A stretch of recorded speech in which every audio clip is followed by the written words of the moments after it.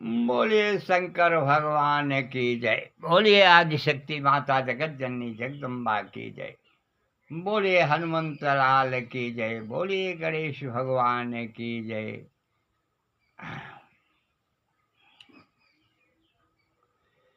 त्वमेव माता च पिता त्वमेव, त्वमेव बंधु च सखा त्वमेव, त्वमेव विद्या द्रविणं त्वमेव, त्वमेव सर्वं मम देव देव।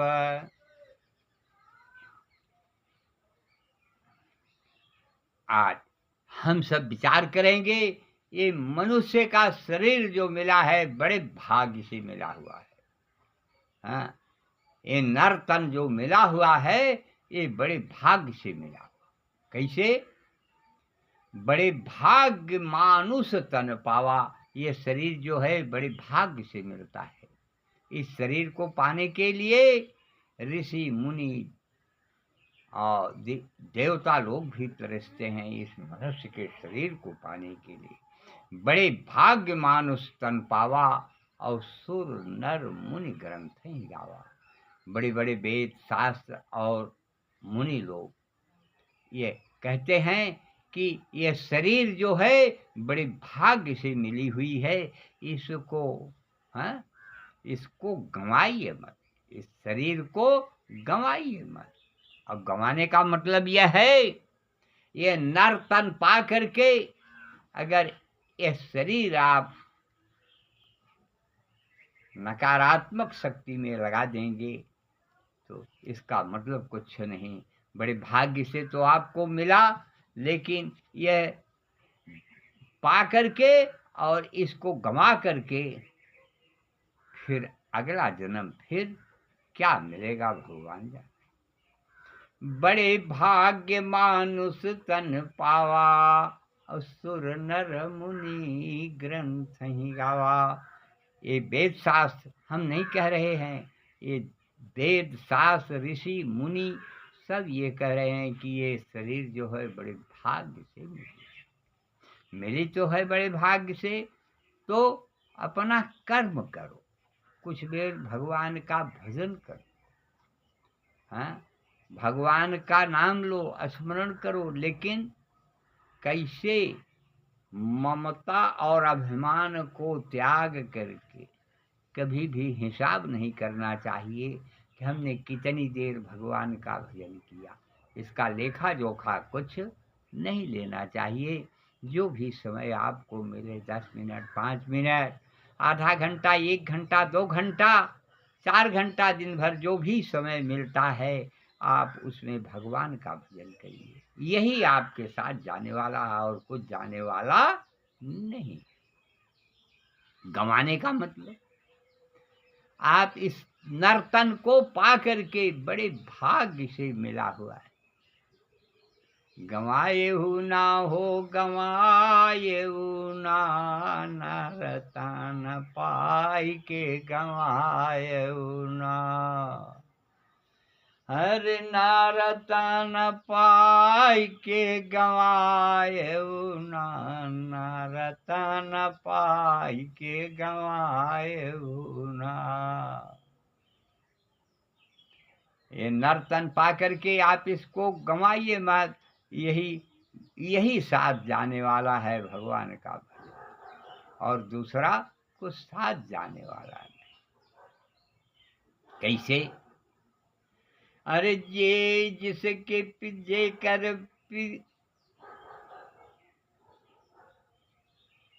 कैसे?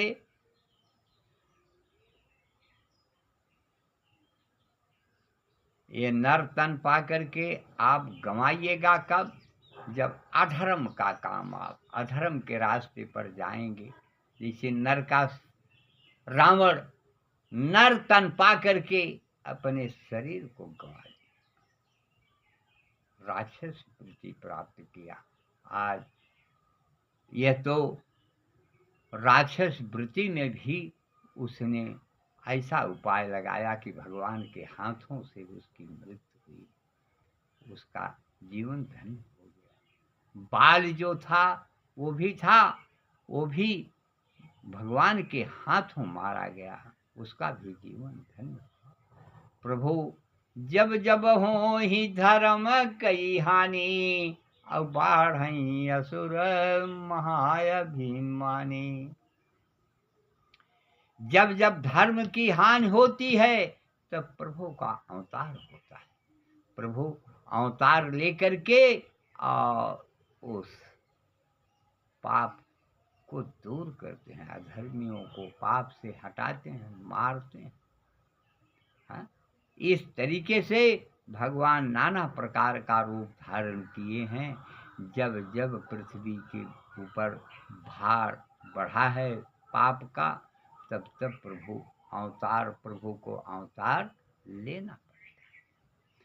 और जब किसी भक्त के ऊपर कष्ट पड़ता है तब भी भगवान को उसका नाना रूप धारण करके अपने भक्त को बचाते हैं। ऐसे भगवान भोलेनाथ हमेशा 24 घंटा राम में ही लीन रहते हैं। राम की कथा, राम का गुणगान, राम का जाप, यही करना उनका दिन रात का काम है। भस्मासुर को स्वयं भोलेनाथ तो है ही हैं, भस्मासुर को वरदान दे दिए। तो भस्मासुर ने सोचा कि वरदान दिए हैं सही है कि गलत है। अंत में भस्मासुर भगवान भोलेनाथ के ऊपर ही अपना हाथ रखने का चेष्टा किया और सोचा कि हम पार्वती को ग्रहण कर लेंगे। अब वहाँ से भोलेनाथ तो भागे। अब प्रभु देख रहे हैं कि ये तो अपने आप ही बचते हैं क्या। अच्छा तो ठीक है, अब प्रभुनाथ को बचाने के लिए आज हमारे प्रभु पार्वती का रूप धारण करना पड़ा।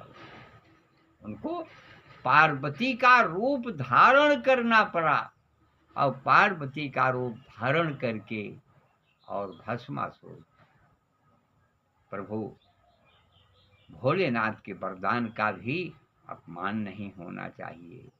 और ये देख करके पार्वती का रूप धारण किया और पार्वती के रूप को धारण करके और जा करके भस्मासुर को जलाया। इस तरीके से भक्त के ऊपर भी भगवान की बहुत बड़ी कृपा होती है। और जब वो देखते हैं कि मेरा भक्त बच गया है तो वहाँ आ करके स्वयं उसकी मदद करते हैं। आज यही बात हुई। अब वो बाबा भोलेनाथ के पास फिर जाकर के अपने असली रूप में पहुँचे। कहाँ यहाँ विचर रहे। अरे कहन भागा यहीं से, और भस्मासुर देखेगा तो हमने उसको वरदान दे दिया है और हमको आपको दोनों को जला देगा। जिसके सर पर वो हाथ रख देगा वो समाप्त हो जाएगा, मेरा वरदान है। कहन ठीक है तो चलिए, और यह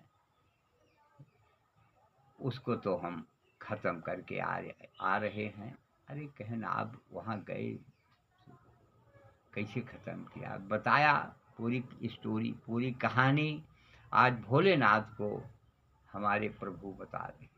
मैंने सती का रूप धारण किया और रूप धारण करके उसको भस्म किया और भस्म करके आ रहे हैं कि आप परेशान हैं, चलिए अपने कैलाश। तो उस समय भोलेनाथ ने कहा कि कैसे आपने रूप धारण किया।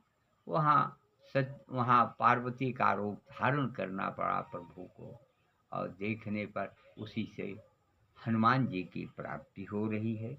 और हनुमान जी की प्राप्ति आज एक कथा जो है हनुमान जी के विषय में, हाँ, अतुलित बलधाम आज हनुमान जी के प्राप्ति के लिए शंकर जी भस्मासुर जो है वो वरदान बना। उसी वरदान से आज हनुमान जी की प्राप्ति बन रही है। अब तो वही शंकर जी के रूप में जाकर के अंजनी के यहाँ अब भगवान हनुमान जी का जन्म हुआ, और जन्म होने में केसरी बंदर और पवन ये सब भी अपने अपने सहयोग देखे और सहयोग किए।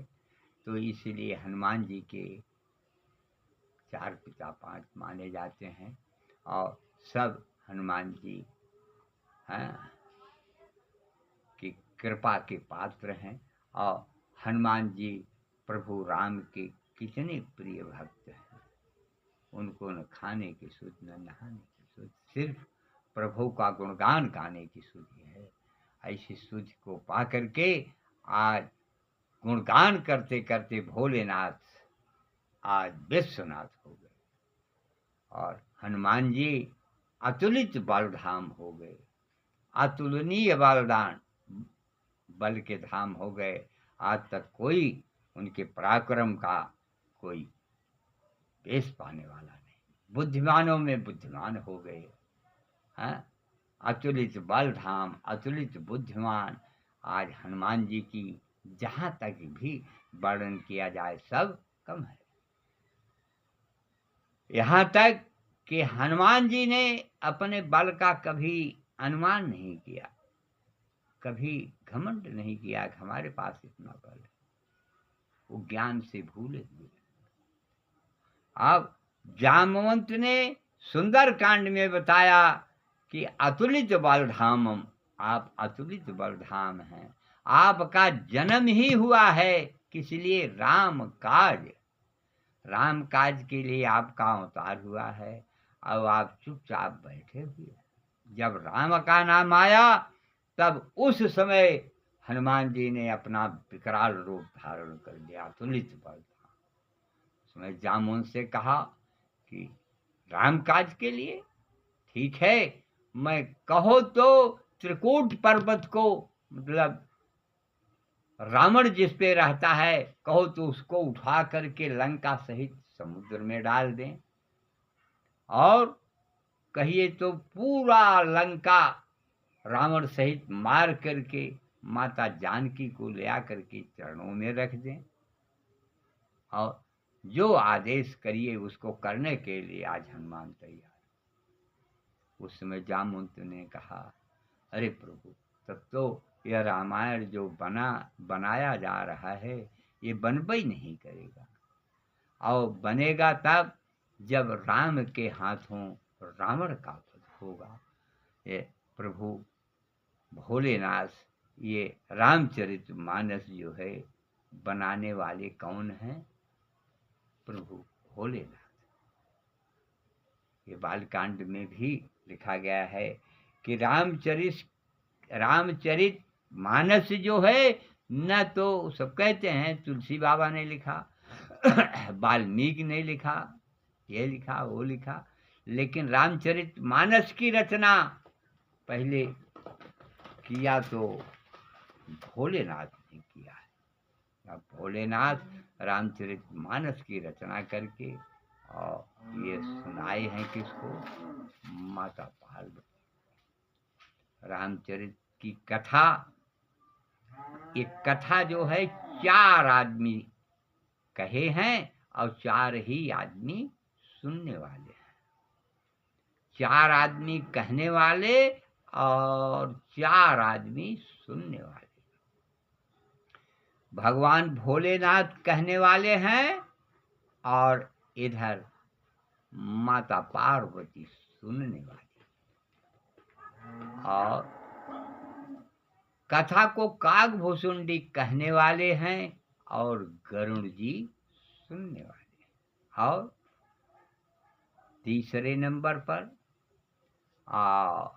ये ऋषि भरद्वाज मुनि कथा को कहने वाले हैं और अगस्त मुनि सुनने वाले हैं।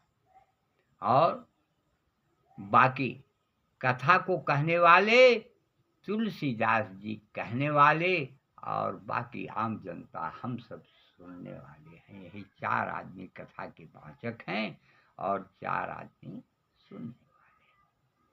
तो इस तरीके से यह रामचरितमानस का निर्माण किया गया। हनुमान जी की प्राप्ति हुई और भोलेनाथ का जो है प्राण बचा, भस्मासुर की मृत्यु हुई है। ने तब से भगवान नारायण ने आज शंकर जी से कहा कि हे प्रभु, ऐसा वरदान दे करके आप स्वयं न फंसें, और आप स्वयं फंसते हैं तो मुझे नाना प्रकार का कष्ट उठाना पड़ता है। इसलिए आपसे मेरी विनती है, मेरी प्रार्थना है, हाँ, कि आप ऐसा वरदान न किसी को दें। हाँ, और तब से भोलेनाथ थोड़ा वरदान देने में, हाँ, विचार करना पड़ता है, विचार करने लगे, सोचने लगे। और नहीं, भोले तो भोले हैं, भोले कभी विचार नहीं किया, भोले कभी, हाँ, यूं मस्त करना, और उनके लिए कोई जरूरत नहीं है, न फूल की, न माला की, न कुछ नहीं। भोलेनाथ तो भोले हैं, उनको एक लोटा जल प्रेम से देते रहिए, भोलेनाथ हमेशा प्रसन्न। हर हर महादेव की जय। बोलिए शंकर भगवान की जय। बोलिए हर हर महादेव की जय। बोलिए हनुमंत लाल की जय। कथा विसर्जन होत है, सुनहु देव मन लाए। जो प्रभु जहाँ से आए, तह का करौ बयान। बोलो सियावर रामचंद्र की जय। बोलिए हनुमंत लाल।